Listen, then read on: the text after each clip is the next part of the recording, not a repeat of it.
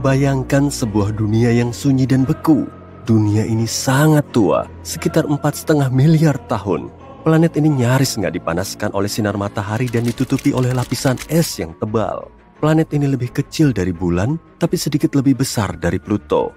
Namanya Europa, satelit ke-6 Jupiter dan salah satu bulan terbesar di tata surya. Tapi, hal yang paling menarik dari tempat yang sangat jauh ini, tempat ini mungkin punya kehidupan. Ahli astronomi menganggap Europa sebagai salah satu tempat yang paling menjanjikan di tata surya untuk mencari bentuk kehidupan baru. Alasannya, bulan ini punya lautan air asin yang sangat luas dengan kedalaman 64-160 km. Ya, lautan ini tersembunyi di bawah lapisan es yang diperkirakan setebal 16-32 km. Tapi, bulan ini masih berpotensi untuk dihuni. Ahli astronomi menyatakan gumpalan air meletus dari celah-celah di lapisan es dan melepaskan isi lautan bulan keluar angkasa. Tentu saja akan sangat menantang bagi misi pencarian kehidupan untuk mengakses lingkungan yang begitu dalam. Sisi baiknya, para ilmuwan sudah punya beberapa bukti ada kolam yang jauh lebih dangkal yang mungkin berada lebih dekat ke permukaan bulan. Kolam-kolam itu mungkin berada kurang dari 1,6 km di bawah es. Dan ada dua hal yang menarik dari berita ini. Pertama, berita ini meningkatkan kemungkinan adanya kehidupan di Europa. Dan yang kedua, kalau memang benar, hal ini akan mempermudah misi-misi di masa depan untuk menemukan bentuk-bentuk kehidupan ini, kalau memang ada. Yang menarik, penemuan baru tentang kolam dangkal ini terjadi karena keberuntungan semata. Ilmuwan yang memimpin penelitian ini, Riley Kohlberg, secara nggak sengaja melihat presentasi koleganya, seorang ilmuwan planet. Ilmuwan tersebut menunjukkan gambar punggung bukit ganda di permukaan Europa. Dan Kohlberg ingat, dia pernah melihat punggung bukit serupa di bumi. Tapi, meskipun formasi seperti itu jarang ditemukan di planet kita, di Europa ada jauh lebih banyak. Studi berikut menunjukkan pegunungan di bulan Jupiter mungkin merupakan hasil dari siklus tertentu, mirip dengan siklus di bumi. Dalam siklus ini, air cair membeku dan kemudian mencair di dalam lapisan es, yang merupakan lingkungan yang bertekanan tinggi. Hal ini menyebabkan lapisan es bergerak ke atas berulang-ulang, menciptakan struktur berpuncak dua, atau setidaknya itulah yang terjadi di bumi. Kalau proses di Europa serupa, maka hal ini bisa membuktikan keberadaan perairan dangkal di satelit tersebut. Tentu saja, temperatur, tekanan, dan kimiawi di Europa sangat berbeda, dan para ilmuwan belum tahu bagaimana perilaku es di sana. Karena itu, mereka nggak bisa memahami seberapa dalam atau besar kantong-kantong air atau berapa lama waktu yang dibutuhkan untuk mencair. Yang jelas, lingkungan di bawah es di Europa sangat mungkin terlindung dari radiasi Jupiter yang menghantam permukaan satelit. Dengan demikian, kemungkinan adanya kehidupan di Europa semakin besar. Sekarang, mari kembali ke fakta bahwa lautan di Europa tampak asin. Garis-garis merah di permukaan satelit mungkin punya warna ini karena kandungan kimianya. Kemungkinan besar itu adalah campuran air dan garam yang membeku. Ini sangat nggak biasa karena komposisi seperti itu gak cocok dengan zat apapun yang dikenal di bumi. Adapun bintik-bintik kuning di permukaan Europa mungkin disebabkan oleh keberadaan natrium klorida. Kamu mungkin mengenal zat ini sebagai garam dapur. Ilmuwan mencoba menciptakan kembali kondisi di Europa di laboratorium. Mereka menemukan dengan menggabungkan air, garam dapur, suhu beku, dan tekanan tinggi, mereka bisa mendapatkan jenis kristal padat yang baru. Zat ini mungkin ada di dasar lautan Europa dan di permukaan bulan. Tapi, selain informasi ini, peneliti masih belum tahu banyak. Mudah-mudahan kita akan menemukan jawaban atas beberapa pertanyaan ini sekitar tahun 2030. Pada saat itulah, sebuah misi bernama Europa Clipper yang akan diluncurkan oleh NASA mungkin akan mencapai Europa. Misi ini akan melakukan beberapa kali terbang lintas dan mencari tahu apakah ada bentuk kehidupan di bulan. JUICE, singkatan dari Jupiter Icy Moons Explorer, milik Badan Antariksa Eropa, juga akan mengunjungi Europa dalam beberapa tahun ke depan. Tapi Eropa bukan satu-satunya tempat di tata surya yang mungkin menjadi tuan rumah atau pernah menjadi tuan rumah bagi kehidupan. Pada 2003, Mars Express, wahana antariksa yang diluncurkan oleh Badan Antariksa Eropa, menemukan metana di atmosfer Mars. Di planet kita, sebagian besar gas di atmosfer dihasilkan oleh makhluk hidup, misalnya oleh ternak yang mencerna makanan. Namun, ilmuwan menduga metana stabil di atmosfer Mars selama sekitar 300 tahun.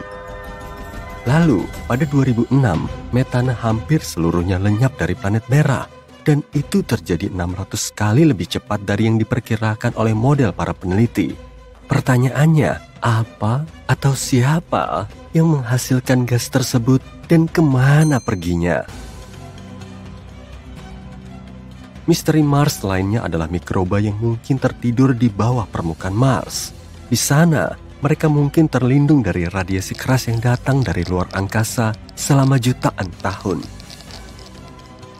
Para ilmuwan mensimulasikan kondisi di Mars di laboratorium untuk memeriksa apakah hal itu mungkin benar, dan mereka takjub saat mengetahui bakteri bisa dengan mudah bertahan hidup dalam kondisi seperti itu selama 280 juta tahun. Artinya, kalau memang ada kehidupan di Mars, kita bisa menemukan buktinya di bawah permukaan planet dengan mengebor tanah Mars. Saat ini, gak ada air yang mengalir di Mars dan sel atau spora akan mengering. Ditambah lagi, suhu permukaannya mirip dengan suhu es kering. Dengan kata lain, permukaan planet ini sangat beku. Dan tetap saja ada 6 jenis bakteri dan jamur yang hidup di bawah tanah di planet merah. Yang paling mungkin adalah yang dijuluki Conan si bakteri karena sifatnya yang tangguh. Ya, kurasa waktu yang akan membuktikannya. Sekarang mari kita beralih ke Venus. Pada 2020, ilmuwan mengumumkan di atmosfer Venus yang beracun ada sesuatu yang mungkin berarti adanya kehidupan. Sayangnya, ilmuwan gak punya bukti karena gak ada kesempatan untuk mengumpulkan spesimen mikroba atau mengambil foto kehidupan di luar bumi. Tapi mereka mengklaim telah menemukan bahan kimia yang disebut fosfin di sana, dan itu adalah hal yang besar. Kalau bukan bahan kimia yang sebelumnya gak diketahui yang memproduksi gas ini, maka mungkin ada semacam kehidupan mikroba yang terlibat dalam prosesnya. Fosfin terdiri dari 3 atom hidrogen dan 1 atom fosfor. Gas ini beracun bagi semua bentuk kehidupan darat yang membutuhkan oksigen, termasuk manusia. Di planet kita, fosfin bisa ditemukan di tempat-tempat yang gak memiliki atau hanya memiliki sedikit oksigen. Misalnya, rawa-rawa dan air payau. Gas ini dibuat oleh campuran kompleks bakteri yang hidup di sana. Ini juga bisa diproduksi secara industri. Kalau dipikir-pikir, fosfin gak seharusnya ada di atmosfer Venus. Gas ini butuh tekanan dan temperatur yang tepat dan bertonton hidrogen untuk terbentuk. Gak mengherankan kalau kita menemukannya di Saturnus atau Jupiter, 2 planet raksasa gas yang terkenal. Tapi di Venus, benar-benar gak terduga. Gak mungkin fosfin bisa diproduksi secara alami di planet ini. Sejumlah kecil fosfin. Gawat, ada badai. Buruan cari tempat berlindung. Kecepatan angin di luar sudah mencapai lebih dari 120 km per jam. Tiupannya kenceng banget, tapi itu masih belum seberapa. Ada juga badai dahsyat yang kecepatannya mencapai 645 km per jam. Benar-benar super ngebut. Tapi untuk mengamatinya secara langsung, kamu perlu pergi ke Jupiter. Saatnya meluncur ke Jupiter. Planet ini sangat besar, ukurannya hampir 1.300 kalinya bumi. Kondisi di sana juga sangat panas karena suhu di intinya bisa mencapai 23.800 derajat Celcius. Sayangnya kamu nggak bisa mendarat di permukaan Jupiter karena si raksasa gas nggak punya permukaan padat. Tapi kamu masih bisa menembus atmosfer Jupiter. Lihat aja tuh, ada awan tebal berwarna coklat, kuning, merah, dan putih. Makanya planet ini kelihatan berwarna-warni dan bergaris-garis. Kalau kamu turun lagi menuju inti Jupiter, atmosfernya menjadi cair dan sebagian besarnya terdiri dari gas hidrogen dan helium. Hal ini disebabkan oleh tekanan atmosfer yang sangat kuat. Inti Jupiter sangat misterius, bahkan para saintis masih belum tahu kalau wujudnya berupa bola cair kental atau batuan padat yang masanya 14-18 kali dari massa bumi. Tapi perjalananmu kali ini bukan untuk menjelajahi Jupiter, kamu lebih tertarik pada bintik merah raksasanya. Badai dahsyat ini berada di belahan selatan Jupiter dan bagian atasnya menjulang sampai lebih dari 8 km di atas puncak awan di sekitarnya. Badai ini 1,3 kali lebih lebar dari planet kita. Pada tahun 2017, probe Juno milik NASA telah ngumpulin banyak data tentang bintik merah raksasa. Dan ternyata badai raksasa ini turun lebih dari 300 km ke atmosfer Jupiter. Kedalaman segitu setara dengan 30 hingga 100 kali lipat dari kedalaman laut di bumi. Tapi kemungkinan besar pengukuran ini masih belum tepat dan akar badainya bisa aja menghujam ke dalam lagi.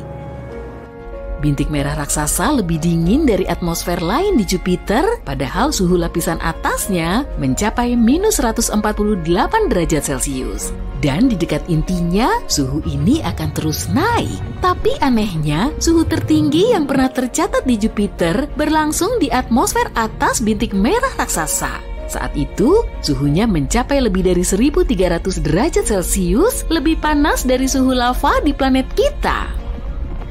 Para astronom meyakini turbulensi yang disebabkan oleh badai ini bisa menghasilkan gelombang gravitasi dan suara yang mengakibatkan pemanasan super.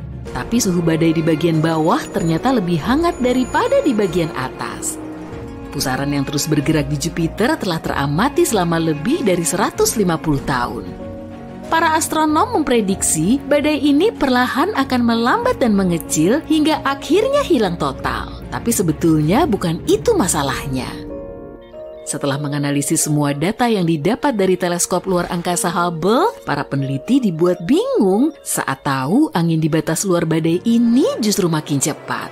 Selisih maksimalnya mencapai 2,5 km per jam selama 1 tahun di bumi.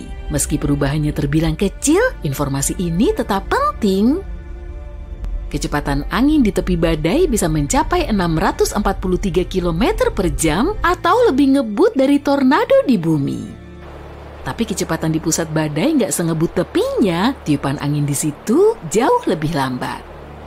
Para saintis menghadapi banyak tantangan saat mengamati bintik merah raksasa dan pemicu badai ini masih jadi misteri. Mungkin sifat Jupiter memang begitu. Sebagai raksasa gas, Jupiter nggak punya permukaan padat, jadi di situ nggak ada gesekan. Mungkin inilah yang mengakibatkan badai tersebut melemah.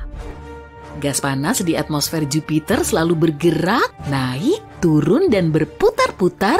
Hal serupa juga terjadi di bumi. Udara dingin dan hangat saling bercampur, menyatu, lalu menghasilkan badai dahsyat yang berputar-putar.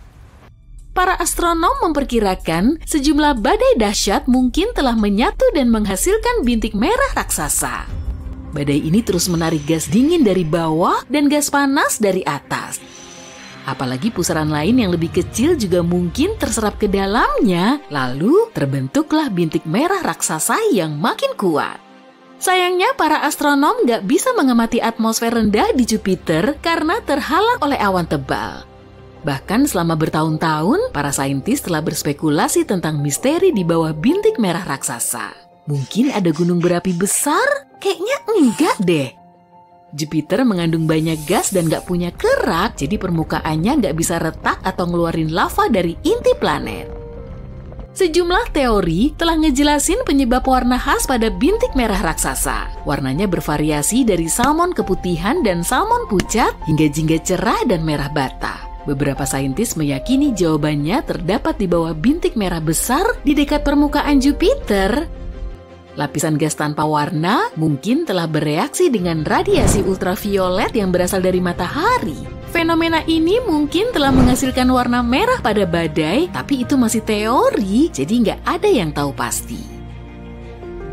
Jupiter bukan satu-satunya planet yang punya badai raksasa. Badai serupa juga ada di Saturnus, tapi badai di sana disebut bintik putih raksasa. Wah, bagus juga ya nama-namanya. Badai ini punya ekor awan putih di sekitar Saturnus dan akan muncul tiap 30-an tahun sekali.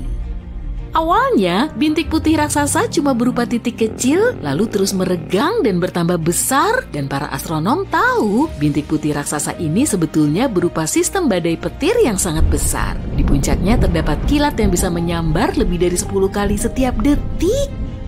Sumber energi dari bintik putih raksasa masih jadi misteri. Ada yang bilang matahari telah menyuplai energinya. Tapi menurut pendapat lain, pola awan badai hanya bisa terjadi kalau di dalamnya ada sumber panas yang menyuplai energi secara langsung.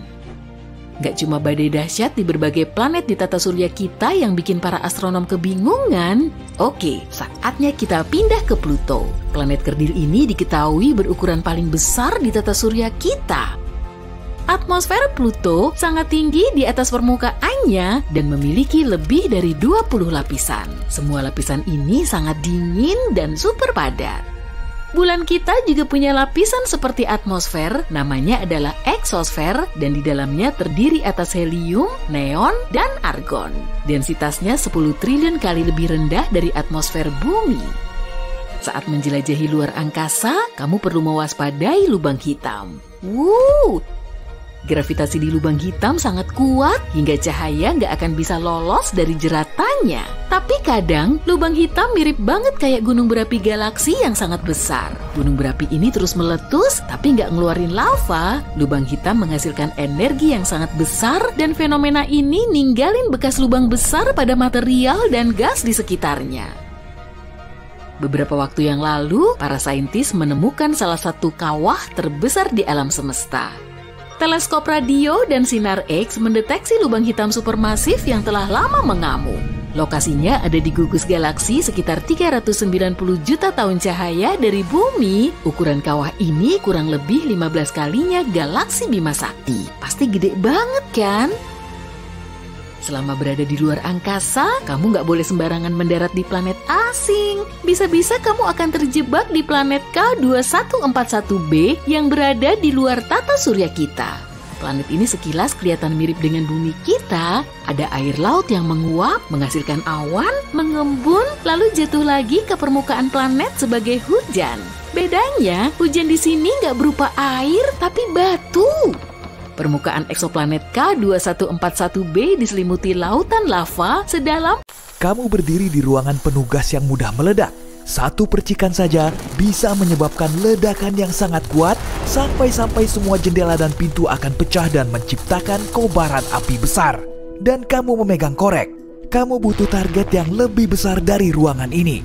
Gimana kalau area gas terbesar di seluruh tata surya? Jupiter.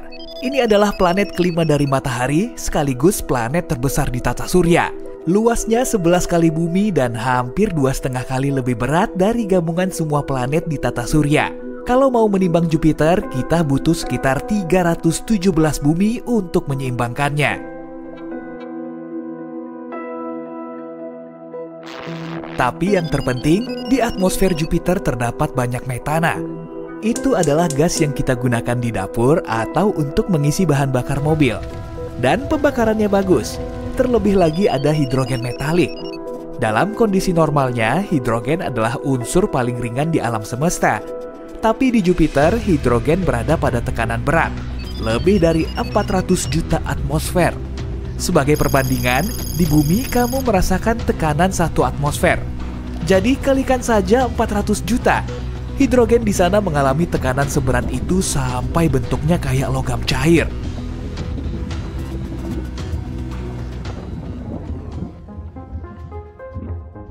Hidrogen metalik bisa menjadi bahan bakar yang bagus. Itu akan memberi energi 20 kali lebih banyak daripada pembakaran hidrogen biasa.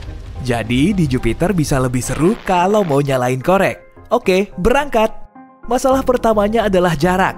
Jupiter memang cuma berjarak 1 planet dari kita, tapi jalurnya terhalang oleh sabuk asteroid di belakang Mars. Sabuk asteroid itu penuh puing-puing batu raksasa. Rata-rata, masing-masing asteroid bisa selebar jarak dari Los Angeles ke Las Vegas. Bayangkan, batu seukuran negara bagian.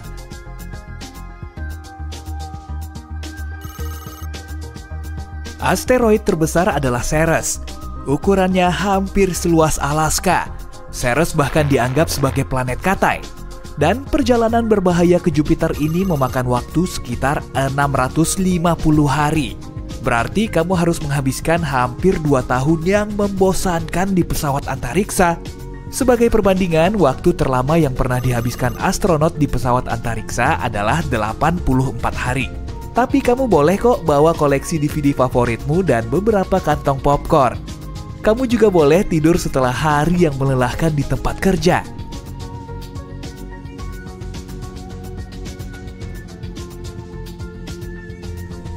Dua tahun kemudian, kamu tiba di tempat tujuan. Kamu udah ngebayangin mau nyalain korek di permukaan Jupiter dan meledakkannya kayak balon. Tapi hati-hati waktu mendekatinya ya. Karena bobotnya berat, Jupiter memiliki gaya gravitasi yang kuat, sekitar 3 kali lebih kuat daripada bumi. Semakin dekat kamu ke permukaan, semakin lemah juga tubuhmu dan kamu hampir tidak bisa berdiri.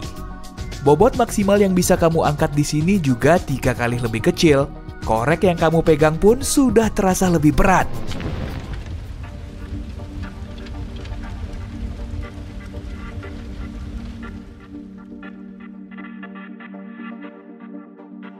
Kalau kamu mencoba lompat, kamu butuh lebih banyak usaha.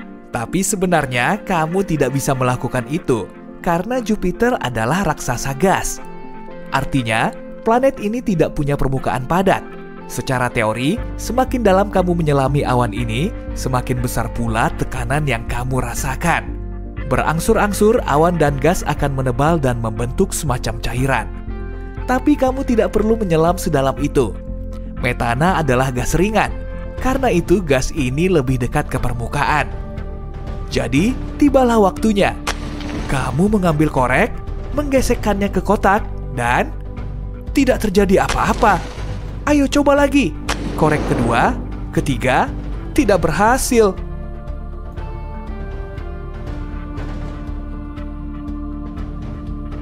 Oke, ada pemantik api di ranselmu. Kamu melepas katupnya sampai maksimal dan tidak terjadi apa-apa juga. Ternyata kamu butuh 3 komponen untuk memulai proses pembakaran. Pertama adalah bahan bakar. Untungnya ada cukup metana dan hidrogen metalik di Jupiter untuk meledakkan seluruh planet dalam beberapa detik. Komponen kedua adalah sumber pembakaran, yakni daya awal yang akan memulai proses pembakaran.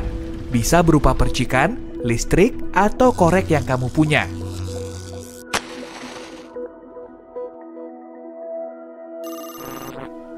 Dan bahan terakhir adalah oksigen. Ya, oksigen yang kita hirup. Itu sama pentingnya kayak bahan bakar buat pembakaran. Sebagai percobaan, coba nyalakan sebatang lilin. Lalu, tutup lilin itu dengan gelas. Kamu akan melihat api terus menyala selama beberapa detik, lalu padam. Bahan bakarnya masih ada, tapi oksigen di dalam gelas sudah habis dan proses pembakaran pun berakhir.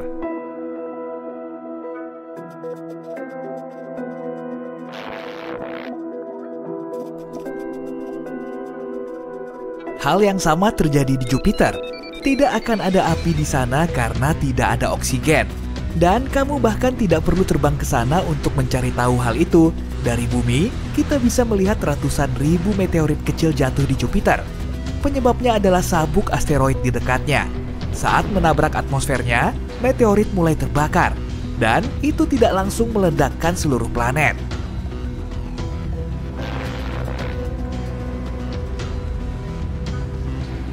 Tapi jangan sedih, masih ada cara untuk membakar planet gas raksasa ini. Kamu hanya perlu memicu reaksi rantai termonuklir di planet ini. Lalu akan ada ledakan yang sangat kuat sampai terlihat dari bumi. Dan itu bakal kelihatan seperti kelahiran bintang baru. Untuk melakukan itu, kita perlu meledakkan reaktor nuklir seperti pembangkit listrik yang kita punya di bumi. Bahkan, kita perlu mengirim semua yang kita punya ke Jupiter. Tapi, itu pun gak akan berhasil.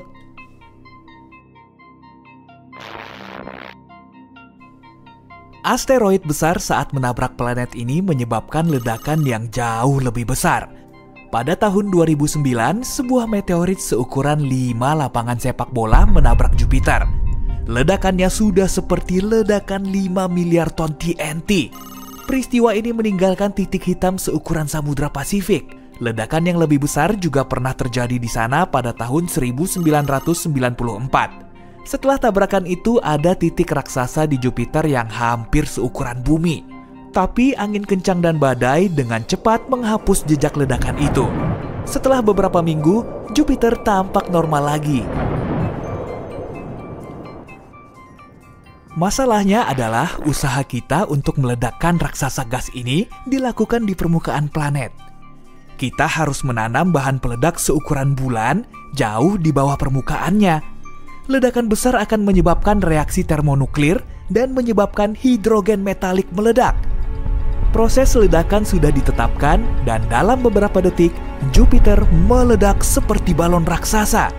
Tapi pertunjukan besar ini akan menjadi hal terakhir yang bisa dilihat manusia.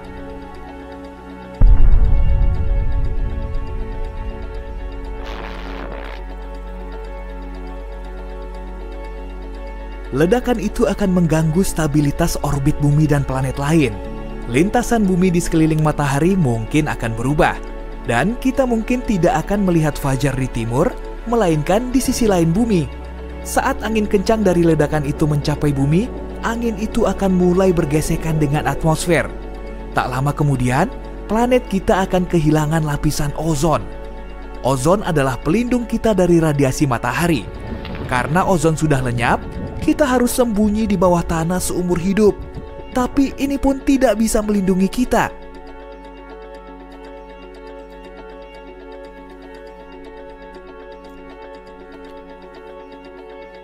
Tidak lama lagi bumi akan dihujani ribuan meteorit.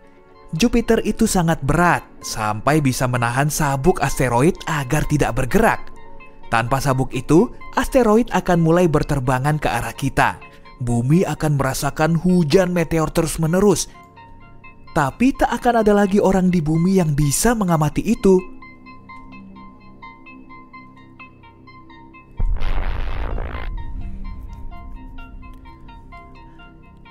Ledakan Jupiter bisa dibandingkan dengan supernova. Bahkan Jupiter bisa dibilang bintang.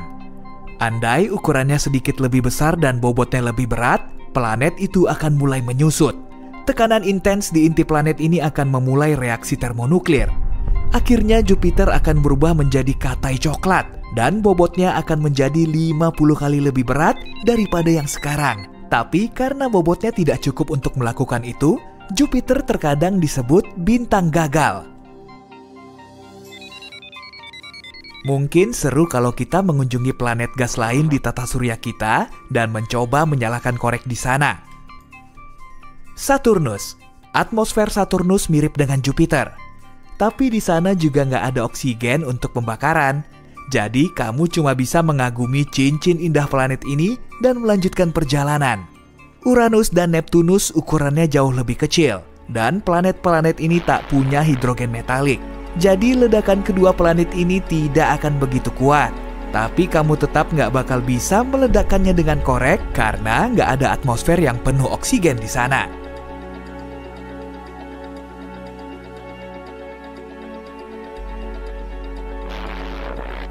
Tapi ada satu planet yang bisa diledakkan dengan korekmu.